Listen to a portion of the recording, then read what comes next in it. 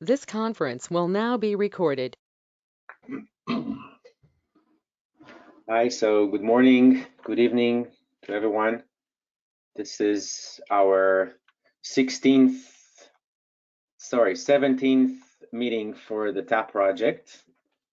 And this meeting will be dedicated for kicking off our fourth work stream, which is focused on hardware, specifically oscillators, when it comes to TAP appliances.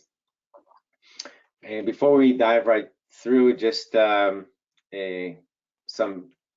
updates on where we are with our project. So up until now, we've been working on mainly two streams. One is the open source Grandmaster, the document that covers the requirements for an open source Grandmaster in a data center or edge environment. And we have good progress there with samples coming from different vendors and the document shaping up. There have been a few discussions and calls on this legal. The other work stream, which Michelle is leading, is with the PTP profile. And just recently this week, we shared the requirement document with the OCP networking team. And there's been very good collaboration with different TAP members and from different companies and associations applying their feedback and their knowledge into the document.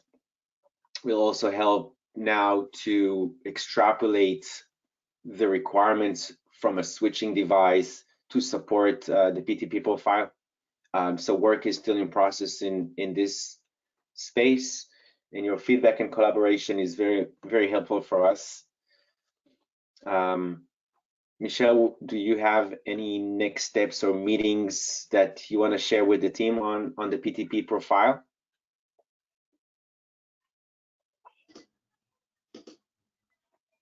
Yeah, quick update. We've received 62 comments from 5 different companies. Impressive. To date, so this is a really good thing. I would say half of the comments have been reviewed and somewhat resolved, and now we're just plowing through, the remaining of them one by one. I wish it would be a little bit faster, but I hope that in the next, probably 2 to 3 weeks, we can provide a solid update on the resolution of all these comments.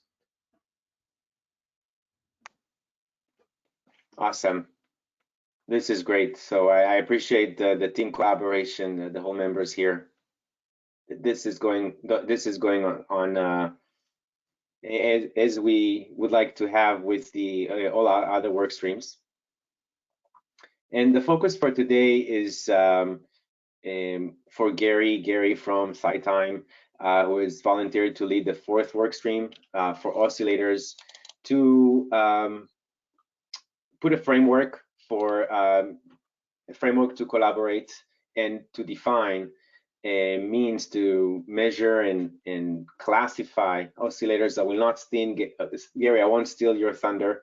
What we'll do today is try to define the problem and define the way that we want to approach it as a team. So I expect this to be, leave your microphones open, and I expect this to be a very fertile discussion, not a monologue. And I will pass on the keys to you, Gary, so you'll be the presenter. All right, thanks a lot.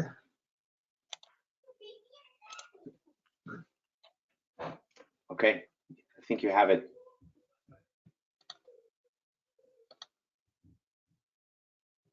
Okay, can you see my screen?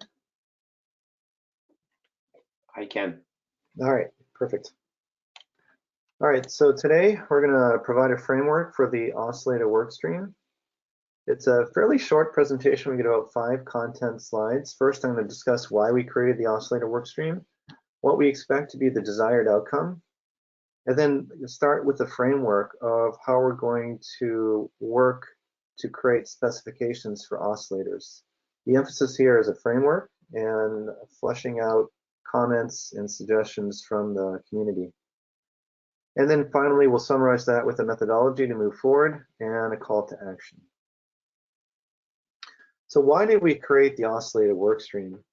In conversations I've had over the last month or two with people in the community, technical peers in the community, the feedback I've received is that when hardware vendors are evaluating oscillator data sheets, it's not straightforward or clear what parts of the data sheet are the most important or how to translate the oscillator data sheet into PTP performance in the network. For example, the banner specification of a TCXO or an OCXO is typically the frequency over temperature stability, which actually doesn't play much of a role in PTP networks. It's more about the frequency versus temperature slope that we talked about in one of the previous classes, one of the previous sessions for OCP TAP. So how do we distill the datasheet requirements into the most relevant critical parameters for PTP network? And also, typically the datasheets will include a fairly wide temperature range. For example, -20 to 70 degrees C or -40 to 85 for extended commercial and industrial temperatures, for example. But data centers have a very specific environment that would be a subset of that full temperature range, and customers should want to know and ask what is the performance they can expect from the oscillator given that more subset of a temperature range, which would be relevant as well. Holdover is another area where there's a lot of interest in the industry to have more well-defined specifications. Holdover typically is the performance you get in holdover is a very large function of the temperature profile, including the ramp rate, the airflow profile, how long the device has been turned off before it's powered on, and the warm-up time. So there's many variables that impact the performance that aren't necessarily communicated on the datasheet and require conversations with the oscillator vendors. And those conversations are the results of those are different depending on the oscillator vendor that you talk to. And so that also creates a need for the hardware vendors to collect the devices themselves and measure it in their laboratories in order to get an apples-to-apples comparison and really understand the performance of an oscillator. The other aspect would be the oscillator data sheets. It's not clear what the statistics are on the maximum specs. For example, are they 1 sigma specs? Are they 3 sigma? Are they 6 sigma? That's also varying between vendors of these products. So all these things make it difficult and time consuming to select an oscillator and require the hardware vendor to make assumptions or to have communications with the vendors that are unique for each vendor and require them in some cases to retest the datasheet specs and verify the performance levels. So that is one of the issues that the industry is facing today.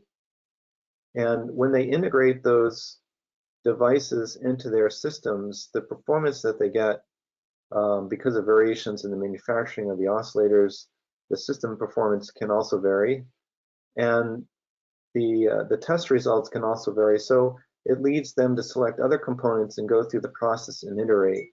So all of this takes more time and resources. So and so that's another motivation for this oscillator workstream. And at the end of the day, sometimes even the operators, the feedback I'm hearing is the operators don't always know what to ask for from a PTP performance and relying on the hardware vendors, which are then relying on the oscillator vendors. And so by having a dedicated work stream for oscillators, I think we can flesh all this out and try to get some consistency to create predictable and repeatable PTP performance for different levels of PTP performance, because not everybody necessarily wants the same level. And so there'll be different price points as well. The desired outcome. I can definitely relate to this motivation. Let's just see if there our members have any, are just nodding and their cameras are off, or if they have other points to add. I'm asking our members who are system integrators or operators if they have. I assume you're facing similar questions and wanted to get your One thing, feedback there. one thing I wanted to ask Gary is when it comes to, for example, quote unquote, I'll say like smart oscillators, where like, and by smart I mean it's smart is being like abused this word. So like whenever you have, let's say, a console like a serial port or something that you can communicate with that device, like either it's an OCXO, it's like a atomic clock, rubidium clock, like miniaturized cesium clock, you name it. So there is always a different protocol for each one of them. Like one of them, let's say, I don't know, uses like I don't know, I came across Samsung, I guess, was using like some binary thing, and then I came across like one from Microsemi was using, let's say, an ASCII, and but then the like I don't know, the speed was different. Then another one, like each one of them, they use their own thing.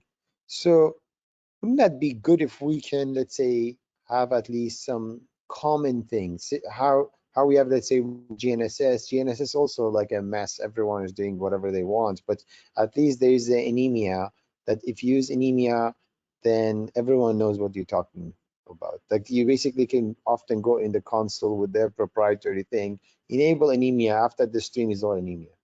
So perhaps there is, I think, the potential to make some of these things, let's say, a little more standardized, even the steering or like, I don't know, all kinds of things. There's so much, I think, in this that we have these vendors, each vendor, I make, that's pretty much your world. Like that in that sector, you have every vendor trying to, I don't know, for whatever reason, it often is more, there was nothing, there was no standard. We came up with this, we think it's the best, and then everyone thinks that way.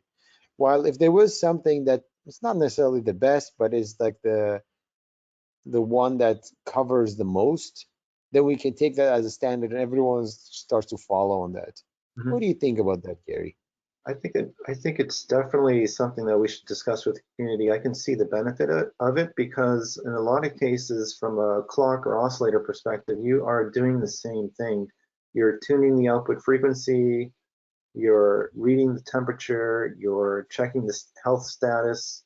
These are all common requirements for that serial port. And the protocol and API is probably associated with that. I think it's a good topic that we can raise as part of the work stream. Does anybody else have any comments on that topic? One way or the other?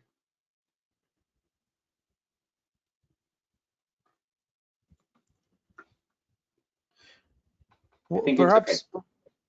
Perhaps like another thing like I wanted to also ask Gary is, for example, you guys have this the like jitter cleaner products or something. Perhaps we can have those things also bucketized and categorized a little bit, because that's like, where do you go now from the oscillator? Like you have the oscillator here, then we have to have like I think that should be also part of the oscillators, because often you have this mismatch. Like I mean, if you want to stick to, let's say, these high reliability, high performance in holdover clocks, they all go around 10 megahertz. While depending on what you're dealing with, is a NIC or something, you have different frequencies.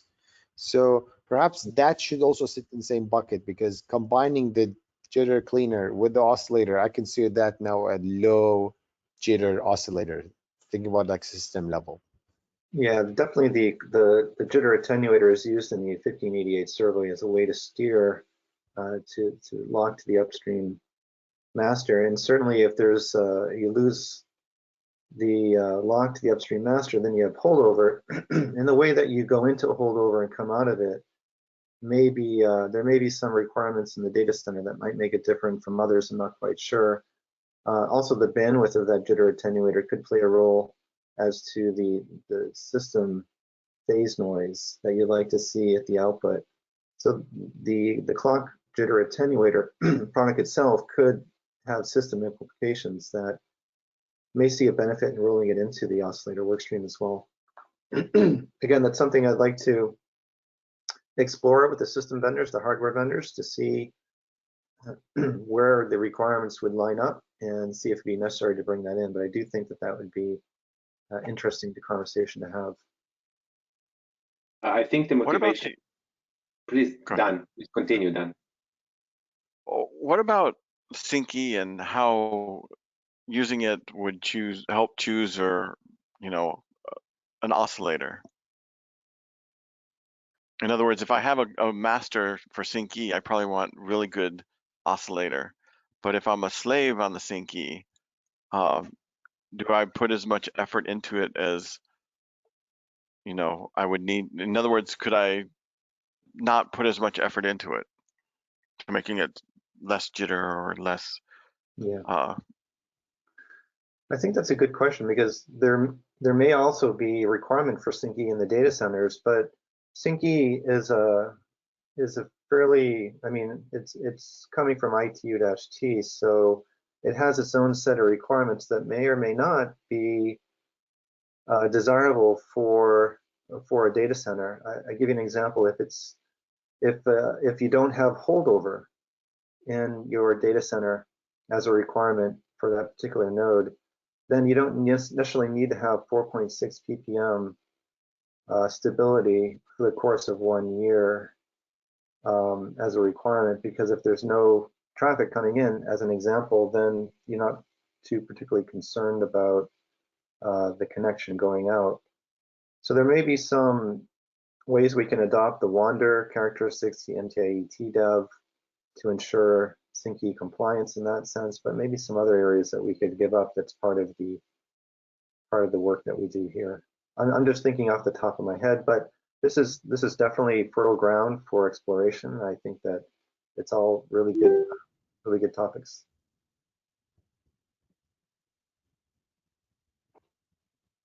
Yeah, it's Greg. I I'll just see. add Oh, go to ahead. that.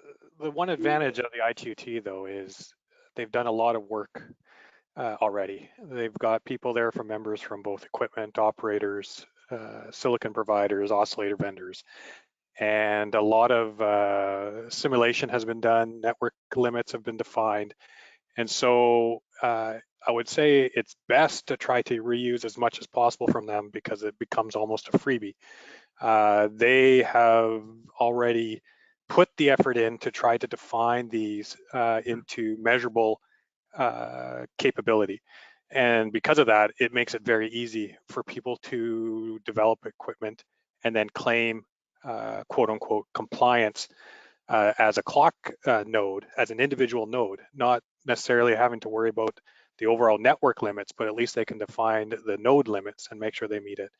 And that in turn can help operators then develop their networks, which most of them also do that through the ITU, but there's nothing preventing the data center to define their own networks, but reuse the concepts that have already been defined by the ITU without reinventing the wheel. By moving away from that, that's the issue, is then the data center have to put in the same effort to understand the impacts by either relaxing or removing certain characteristics, and it just may not be worth it. You know, because of the way the telecom has done it, a lot of these components costs have reflected and have become cheaper, so that things like Synchy and concepts like that have become fairly cheap to put in, and most equipment vendors now even just have it there as a freebie. So to not take advantage of it may be a huge oversight type of thing. So that's just an example. And even on the PTP side, I would say there's been a lot of work there as well. And they've taken two approaches, which I think is very similar to what the data center is looking at, where one approach is full usage of TCs and BCs in the network, and the other is partial or no usage of TC and BCs in the network. And they've done similar characteristics and measurements on that. So I think you should keep that in mind. The ITU is always a good reference for that reason, because there's very specific specs to point to. like for 1588, the key thing about 1588 is the standard is it defines the protocol. It does not define the performance or the expectations of performance. That's the biggest limitation of 1588, no matter how you look at it. Implementing 1588 does not guarantee quote unquote precision, right? There's more to it. So I think that's just one thing to keep in mind. Yep, that's a great comment, Greg. Thank you for that. I do completely agree with what you're saying. Yeah, I'm just thinking about if there's ways to explore ways to eliminate certain functionality that perhaps isn't needed, then we could save costs in certain ways. But it's definitely an area that we should explore, and I agree we should try to keep as much relevant of the standard as we can.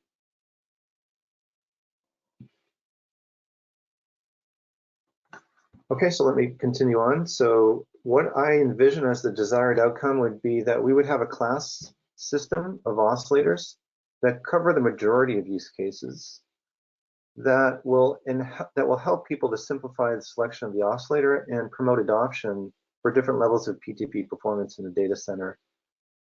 Not only should we classify the oscillators, though, we should also clarify the test methodology for each of the specs defining the classes of oscillators, so that we don't have ambiguity about how do we measure holdover, how is it defined, that we provide not just the classes but also the specifications and a means to ensure compliance to those specifications. So the classes of oscillators, Alad used a terminology the other day I'm going to adopt because I liked it. He's referring to when you go to the movies and they have PG or PG-13 and R. This would be something similar to that, where if you're going to use a boundary clock in a certain place in the network, then you can go to this particular class of oscillator. And that leads us into the proposed framework. And so what I'm recommending here, and this is just a proposal, we can certainly change it, is that we begin with looking at the applications from a system perspective. And we think about different use cases. The first use case maybe is a grandmaster, a second use case is another grandmaster use case, and we have a boundary clock. And for each one of those use cases, we create a set of requirements. We have input requirements and we have output requirements. So here's what the data center, if the grandmaster is sitting in this location, this is the temperature range that it's exposed to, this is the temperature profile, the airflow, it's being sold for certain ETSI environment, for temperature and so on, maybe it has a certain vibration spec. Those are all connected to that grandmaster. And then there's performance requirements for time error, for holdover, and there's probably a bunch more. My goal today is not really to fill in this system requirements table, as to just show that this is the framework that I'm proposing. So the second step would be, after we have the use cases, to then create a system requirements table. That's just an intermediate step. It's not a spec, but it is associated with an oscillator class, say G1 and G2 for grandmaster. And each one of those oscillator classes has a set of specs that we can define that'll meet the use case. And while we're defining the specifications in this green table, it will be associated with the use case, so that there'll be some transparency, that people understand if they're using G1 from a grandmaster, that it was designed to work with this use case, so that if you're designing a system, you know what it was intended for, and you can make the necessary trade-offs if your system appears slightly different than what it was intended for in the use case. You know where that is, and you can make the associated trade-off. So, and then lastly, the fourth part would be defining the specifications for the oscillator. So what is the temperature range it's designed in? How do we measure that? Is it, for example, the ambient temperature above the oscillator, or is it the temperature of the PCB underneath the oscillator? The first one is more of the product oscillator vendor approach. The second one is more of the system implementer approach. The frequency stability, is that a requirement, or do we go just with DFDT? And how do you measure it? What is the thermal profile, the temperature rate and ramp rate and so on? G sensitivity, is that the relevant parameter that we should spec? Allen deviation, holdover, and phase noise. Some of these specs are going to be easy to figure out and others are going to be hard. I think the most difficult task here is these arrows here. This is a transfer function to take it from the system level spec into the oscillator level spec, and understanding that transfer function in some cases is easy. For example, holdover is mapped pretty easily into an oscillator spec, but there's other specs that, like phase noise, that it's really a negotiation between multiple components in the system. Ahmad mentioned the jitter attenuator, so that'll also have an implication what the bandwidth is, what the inherent noise or the phase noise is of that jitter attenuator. And so this oscillator component spec would be a negotiation perhaps between what's generally available in the industry and the other specs, and maybe a little bit more difficult to quantify. But one thing that the data center has going for it is it's fairly well regulated in terms of temperature, chassis, mechanicals, fans. All these things are much easier they're much more standardized than, for example, a remote radio unit that could be attached indoors or outdoors. And if it's outdoors, on the side of the building, on a pole, or there's many more variables that impact the construction, the mechanical, the cooling. So the data centers are going to be easier in that sense. But I think we're going to face other issues that we're going to work through in the work stream. One would be, how do we ensure compliance? Is this something that we want to enable companies to self-certify, or do we want to send it off to an independent lab, or maybe bring in UNHIOL or something like that? That's one of the things we'll have to figure out. So question. Yep. So, going back to the ITU, they specify these like class A, B, C, and D applications. Would we want to do something like here, talk about precision? If you're going to use a class A, you don't need the precision that you would need for like a class D network, right? And so Yeah. would we want to put that in here, or is that already hidden under, say, time error or? I think that would go into the use cases.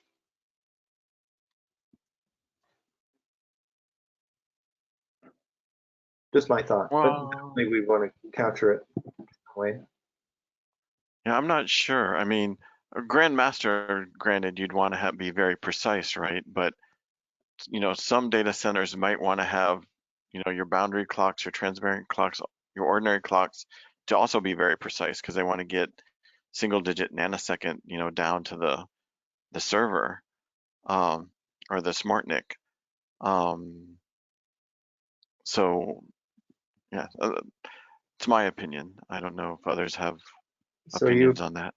are you proposing that there would be like a grandmaster class A or class B and a boundary clock class A, class B, depending on their precision required? That's my thought. I don't know if other people have the same thought. Just to add on this, I think this is a very good question, Dan. As an example, for instance, if I relate to what we're doing in the profile, we specifically call out, some of the ITU specifications. So, for instance, we say the grandmaster, should be in line with, for instance, like the PRTCA that was defined by ITU. And then you inherent, everything was said, previously about the specification, the masks. You can somewhat derive, the type of oscillator you might want to use in the PRTCA and so on. Now, I think the question is, does that apply also to the BCs or the TCs or, the OCs? That's a good question. Yeah. And then I'd add also, does it apply to the end-to-end? Because now we're talking about individual components, but I can assume that by the time we've developed this and as applications will mature that will use timing, there will be different use cases which will require different qualities or classes depending on the term you want to refer to. So I can see a need for providing guidance and saying if your target is X or Y, you want a device that's in class or a design that's in class, say A, and another one that's in class C, D, or we use other letters to not confuse with what's being done in telecom.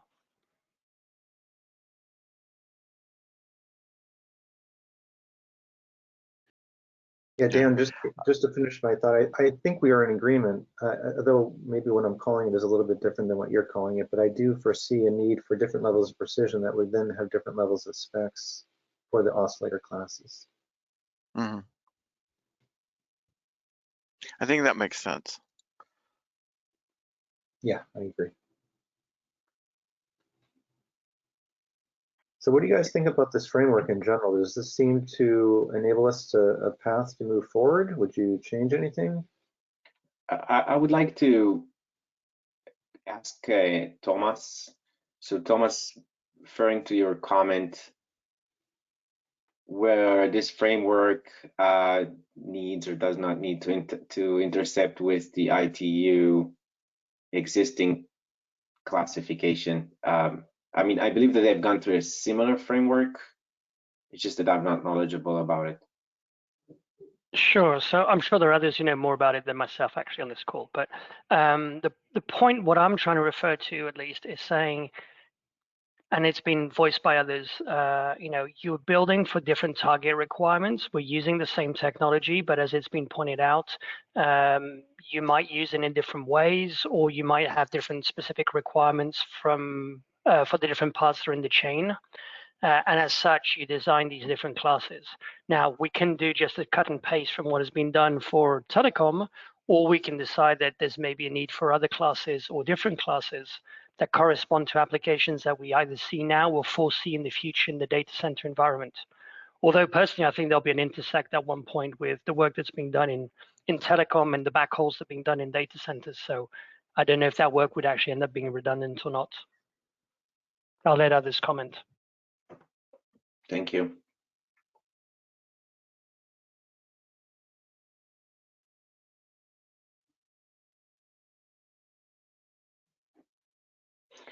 Any feedback on the framework? I mean, I think getting a readout whether this framework works or not is going to be key for the work of the group.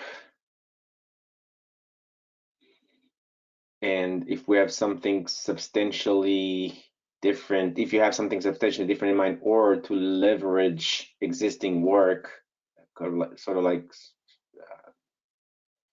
piggyback, we would like to hear that.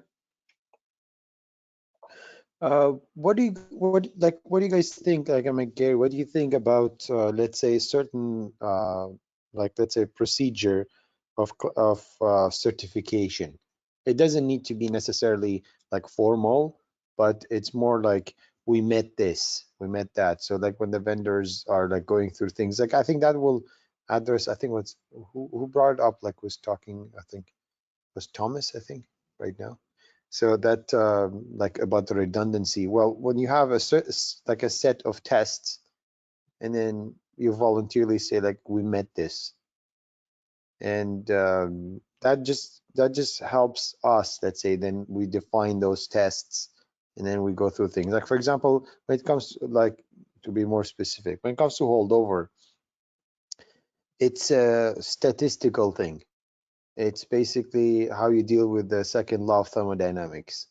It's entropy. So you look at this like random walk, and every time you may get a different pattern, and you need probably, let's say, thousands of instances where you can run it, and then you basically look at like, okay, this is how, like this is the ensemble where you can have everything in between. Like this is the outer and lower bound for where like the holdover behaved every time in this, let's say, last 1,000 tests.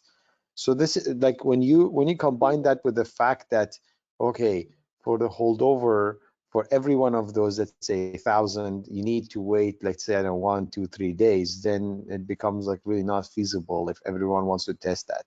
Because literally you're dealing with time. You're seeing like how long this thing is gonna work through. Well, if I'm a vendor, instead what I can do is like I have, let's say, thousands of them and I run them in parallel, then I have like the data collected from all of these things and I can present that to everyone. I don't need, like, let's say me as the customer to test these things over and over again, because as a customer I need to know how much should I prepare for holdover.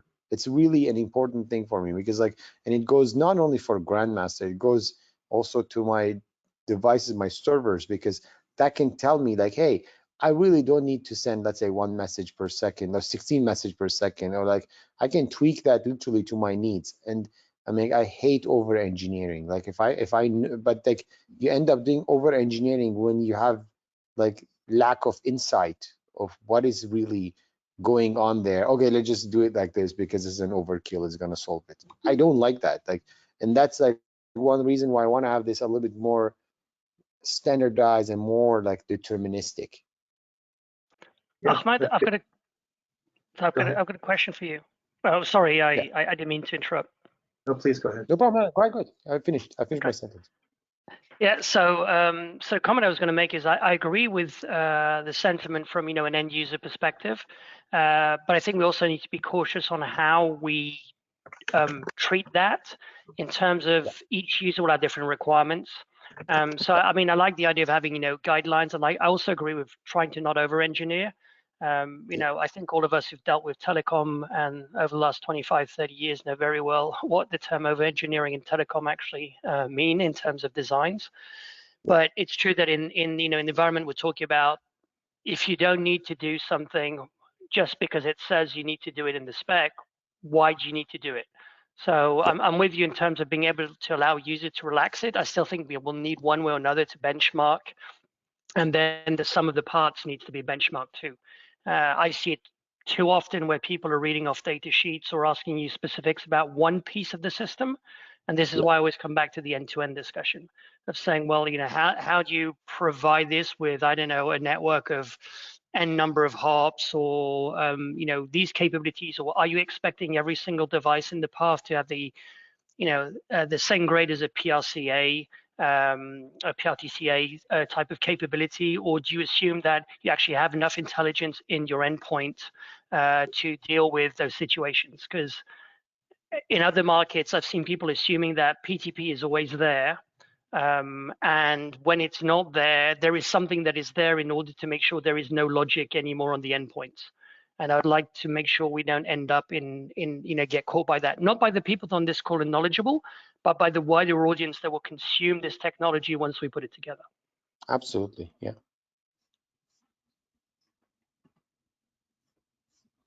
Like I'm trying to find like this one of these tests that I had basically for the whole. Yeah, it's here. Found it.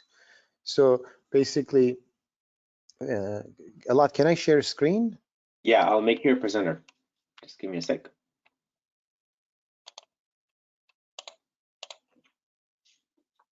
Here you go. Awesome. So let's see, share. So can you guys see my screen? Yep.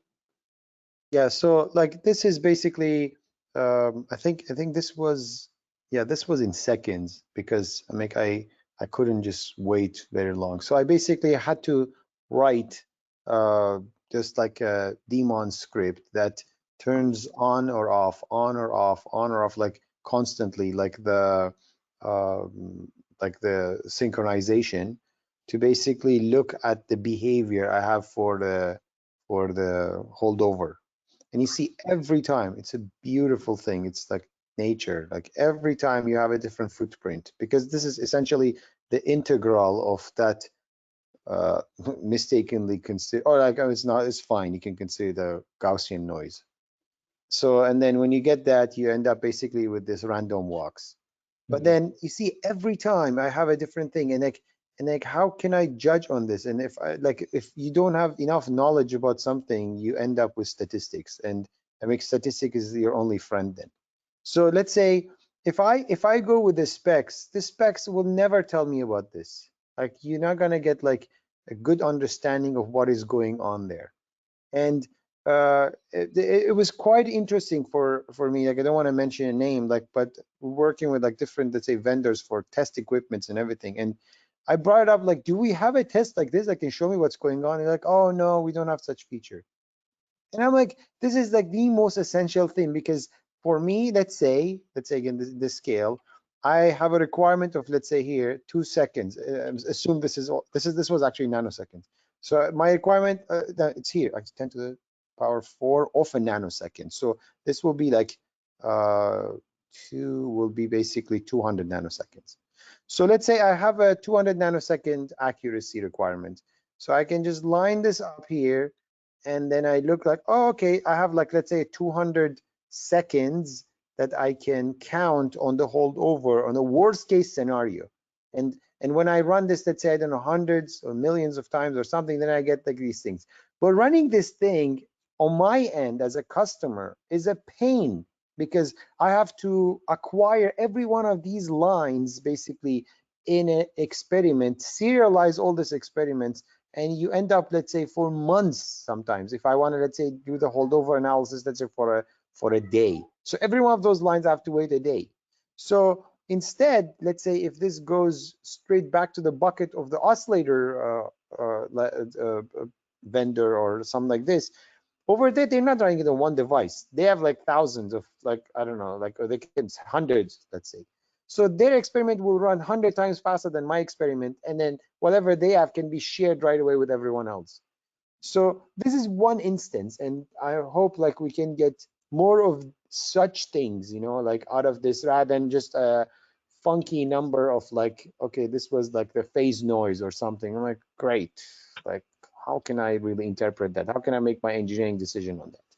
So that was like literally, Thomas, like what, like, I mean, it was one of the motivations, like how, like for like basically kickstarting this.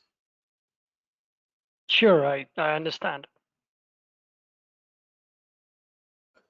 Get this. Yeah, that's a really interesting use case, Ahmad, because it particularly comes back to holdover characteristics, the drift of the oscillator, and how do we bound that, not only per oscillator, but across the whole manufacturing line.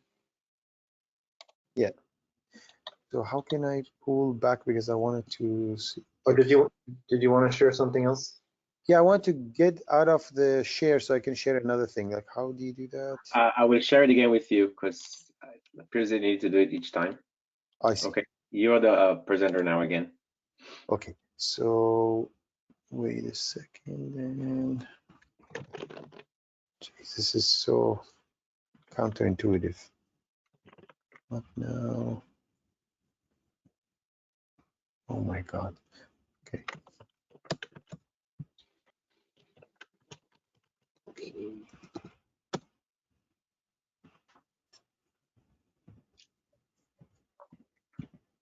Yeah, so now let's see if I can share. So do you guys see this? Yep. This was basically what I had to create on my machine, and like these spikes are basically the overshoot of the controller when the controller figures out that there was like basically water slipping under, you know, like all of a sudden like had to go all this overshoots to control things back. So I basically had this like the controller, you see every once in a while go through things, drift. You basically, the flat portion is when everything is in sync, and then you turn off and you wait for the drift, and you turn it on again, overshoot, and then turn off again, turn on there. And this, I would have thought like there must be like documents about like how you perform something like this. I couldn't believe like I had to basically reinvent this whole thing. Like this process doesn't exist. Like I was shocked, trust me, I was shocked. Like I have to like make this from scratch.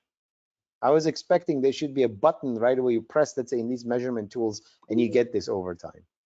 And if there is, and if I'm wrong, please correct me, because I'll be so happy if there is already a standard thing for doing this operation, because I think this is like one of the most important things I need to have in order to basically like have my confidence gauged of like how much can I now bank on like the holdover for my system. And this applies everywhere, Grandmaster or the NIC or even like boundary clocks.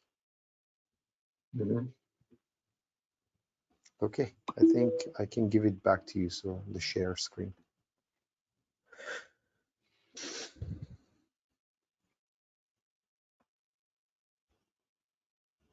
Okay, Alad, can you take it over for me? The share screen just blocking everything. I can't do anything. Okay, good. I got it, Ahmad. Thank you for that. Awesome. One other thing that I just thought about that we probably need to address is where are we going to measure compliance? Is it going to be the output of the oscillator, or is it going to be at the system level? And if it's at the system level, can we use a Calnex box like Paragon? Or if it's at the oscillator level, are all the tests easy to do so that the manufacturer can do that and provide with some self-certification? But the point that we measure it is, I know that different standards like ITU-T, they measure it at the output of the network equipment. And other standards might measure it at the output of the oscillator. But another question we'll need to answer. Yeah, I think it's a good question, and I would like to separate it from the certification question. I think certification can come after. I mean, as long as we agree on the framework and what has to be measured and how and what is the transfer function, certification can be either self or publicly made by a third party, but we can leave it for a much later time frame. I would rather focus on getting the transfer function of this framework in place. I think this is the key to get it all started. Yeah, I think I agree with a lot. Like, I think what we can do is like we can also like bucketize it, or like basically have different levels of that. Like basically the first one is like how we have all these things, and perhaps we should also work with our colleagues in IEEE, have like certain standards. So these standards are there, and then you can define them with classes or something. Then you can just self-test them, and you see like, okay, like again with a device, with a Calnex or like whatever standard with an oscilloscope or any like data acquisition thing. So you get this, you see this, okay, self-reflecting. Okay, this is what I'm getting.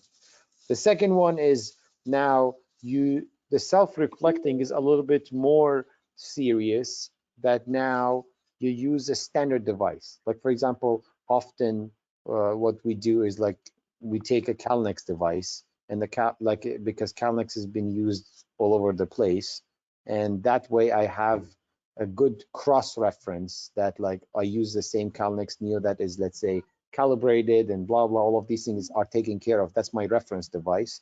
If that device is classifying, let's say, my boundary clock that as I developed here to a class B, let's say, then I can advertise this, hey, this is also class B. And this is like, I don't know how you want to put it, because this literally sits before the third, like most serious one, that everything basically has to be let's say measured and classified, like certified by one independent body.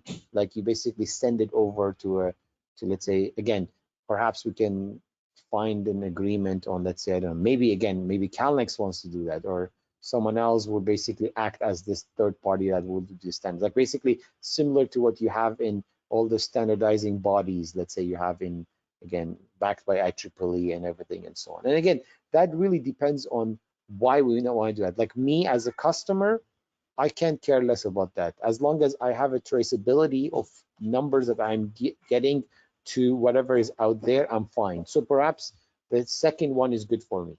But let's say if you are a vendor, perhaps you want to have that third party, so that way there's no conflict of interest, there is no like there is a cross-reference on what you did.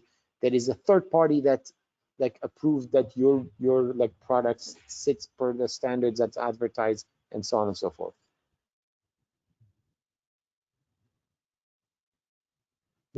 Yeah, sounds good.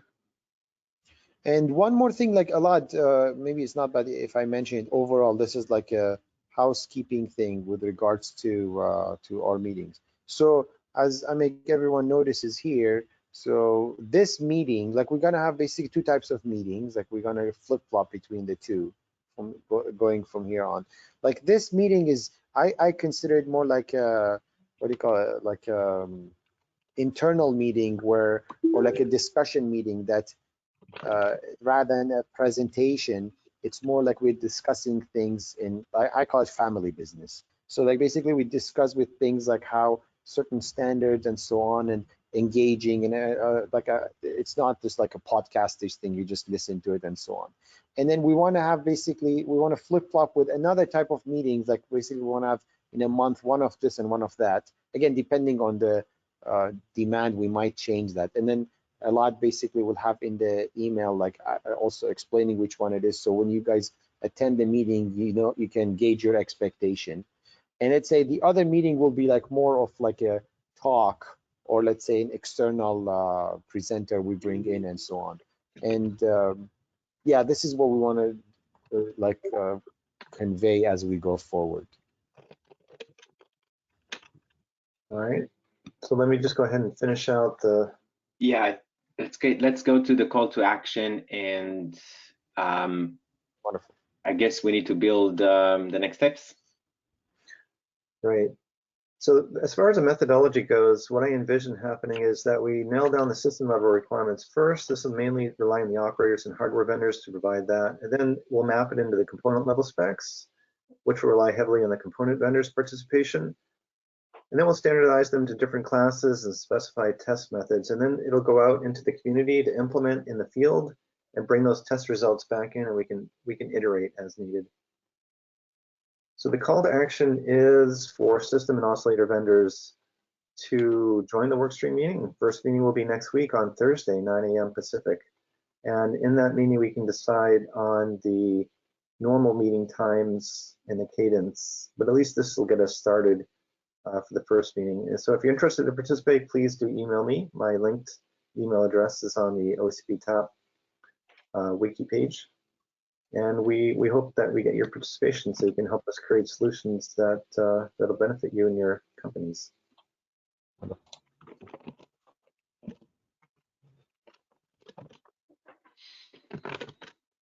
Okay, so again, if you want to reach out, either touch base with Gary, his email is on the wiki page, or with Kelvin, who is our overall TAP holder. And Gary, you will send out invitations to interested members, right? Yep. I think we should also send it in our email summary, so to reach out to the ones who did not attend today, or the ones listening offline. Thank you very much, Gary. It's great to launch the fourth work stream, and we'll all look forward to the outcome of that. Great. All right, very good. Thank you so much. Okay, we'll have, for the first time, we're finishing earlier. Yeah. All right, all the best. All right, thanks so much. Bye, everyone. Bye. Thank you. Bye.